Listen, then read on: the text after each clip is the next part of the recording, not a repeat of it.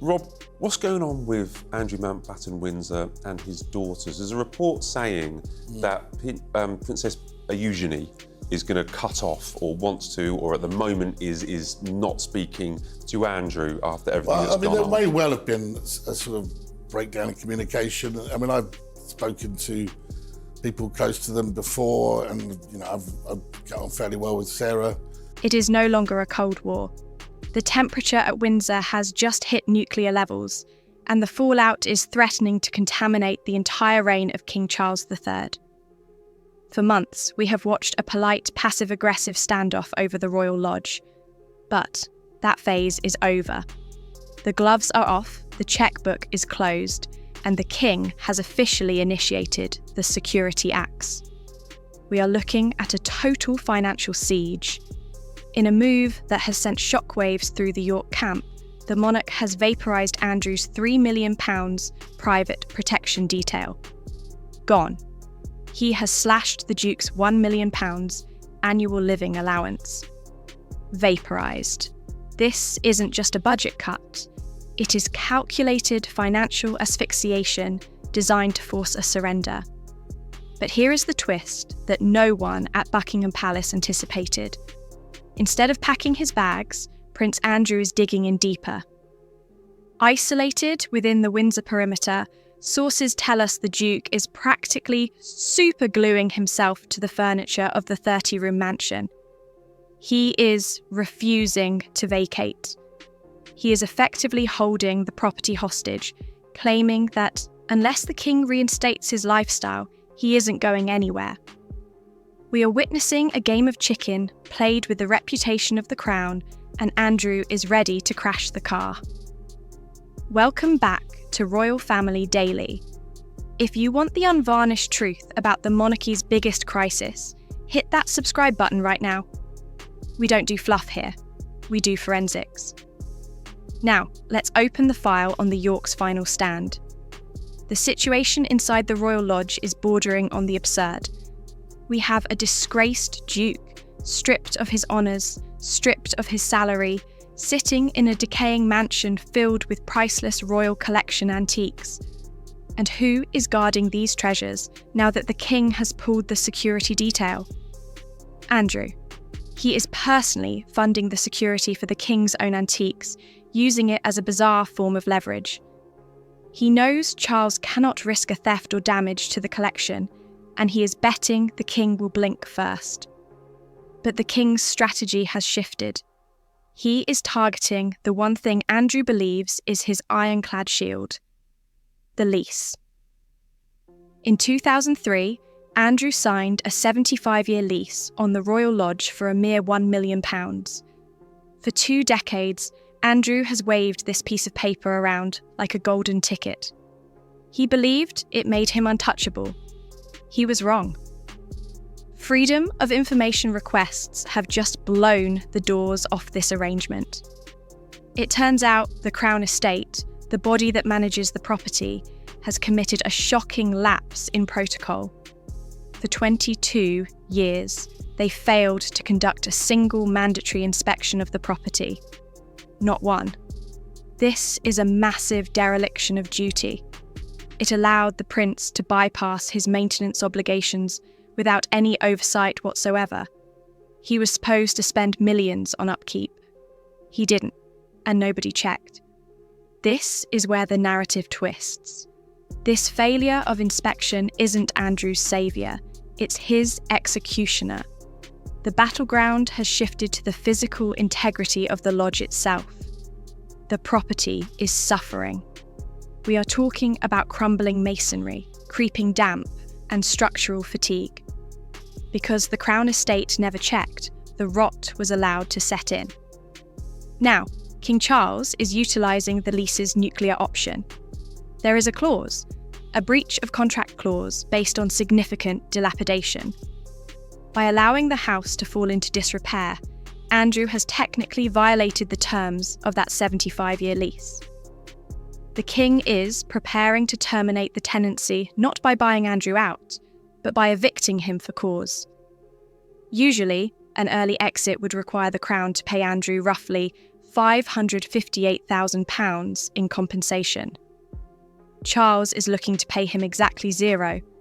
The strategy is ruthless. Prove the house is rotting. Prove it's Andrew's fault. Evict him for breach of contract. But Andrew, cornered like a rat in a trap, has issued a scorched earth ultimatum that has palace aides sweating through their bespoke suits. According to high-level insiders, the Duke of York is demanding a settlement package that is frankly delusional. He is reportedly asking for a package worth nearly $99 million. You heard that right. He wants a golden parachute so large it would bankrupt a small nation. But it's not just cash. He is demanding a guaranteed move to a replacement property on the Sandringham estate. And he doesn't just want a house. He wants the full royal treatment restored. A cook, a gardener, a driver, and, crucially, reinstated police protection. It is a ransom note. He is effectively saying, pay me to go away quietly, or I will burn the house down around us. This brings us to the most dangerous aspect of this entire saga, the money. Where is Andrew getting the cash to fight this war? Let's do some financial forensics. His only declared income is a Royal Navy pension of £20,000 a year. Yet, he is facing a £3 million security bill and massive legal fees. The math doesn't work. There is a black hole in the York finances, and it is terrifying the security services. MPS and intelligence experts are now demanding transparency regarding Andrew's private investments. There is chatter about funds flowing from China and the Gulf states. The fear is sovereign risk. Is a foreign power funding a member of the British royal family to gain leverage over the king? If Andrew is taking money from entities hostile to British interests just to keep his mansion, he isn't just a squatter. He is a national security threat. And he knows it. Insiders warn that Andrew is considering the monetization of his experiences as a survival tactic. This is the threat that keeps William and Charles up at night. A tell-all memoir. A televised interview with a US network. Andrew has zero to lose. He has been stripped of his dignity, his job, and his status. If they take his home, he has hinted he will sell the only thing he has left. His secrets. He is using the threat of a truth bomb as nuclear leverage to secure that favourable exit package. He is banking on the fact that the monarchy cannot survive another spare, especially one coming from a man who knows where all the bodies are buried from the last 40 years. But if Andrew thinks this threat will soften the king's resolve, he is misreading the room. The hardline stance against him isn't just coming from Charles. It is being driven forcefully by Prince William. The Prince of Wales has zero sympathy for his uncle. William sees Andrew not as family, but as a cancerous tumour on the institution he will one day lead. We saw a glimpse of this steel recently in Scotland. William was filmed maintaining a stone-faced silence while being heckled about the Epstein scandal. He didn't flinch, he didn't engage. But behind closed doors, sources say William is furious. He wants the York problem solved, and he wants it solved permanently. The isolation is spreading to the next generation. Princess Eugenie, once the bridge between the Yorks and the Sussexes, and a favourite of the king, is making a calculated strategic manoeuvre. Her absence from recent royal gatherings has been exposed as a deliberate sanitary cordon. She is pulling back. She realises that to have a future, she cannot be collateral damage in her father's war. The York brand is toxic, and Eugenie is getting out of the blast zone.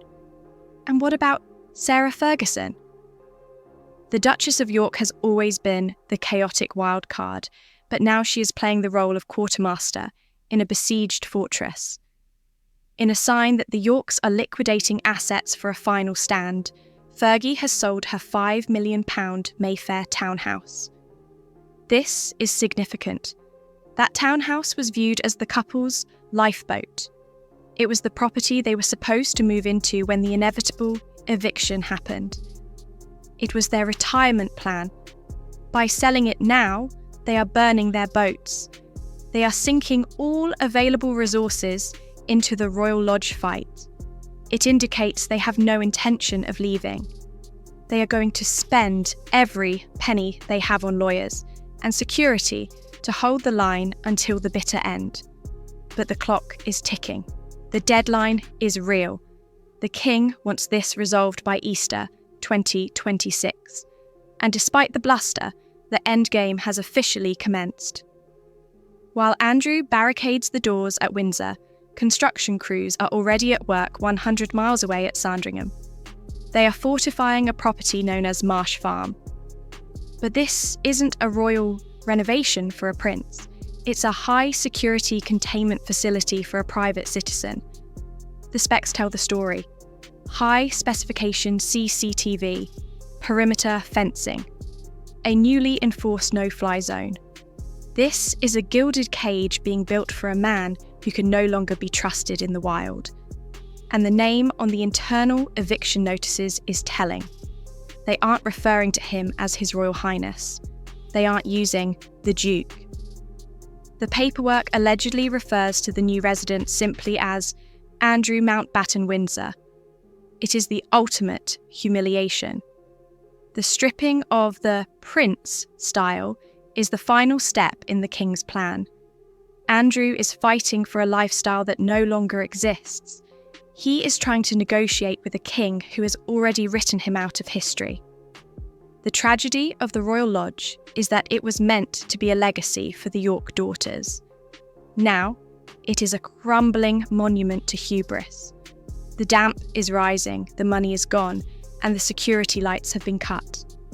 Andrew is sitting in the dark, waiting for the bailiffs, armed only with a lease that his own brother is about to tear up. We are watching the dismantling of a royal life in real time. The outcome is inevitable, but the damage caused by the struggle could leave scars on the monarchy that last for a generation. Before we sign off, I want to hear from you. Does Andrew deserve the $99 million payoff to leave quietly, or should Charles drag him out by his cufflinks? Let us know in the comments. And if you enjoyed this deep dive into the palace's darkest conflict, please like this video and subscribe to Royal Family Daily. We will be back tomorrow with more updates on the siege. Until then, keep watching the throne.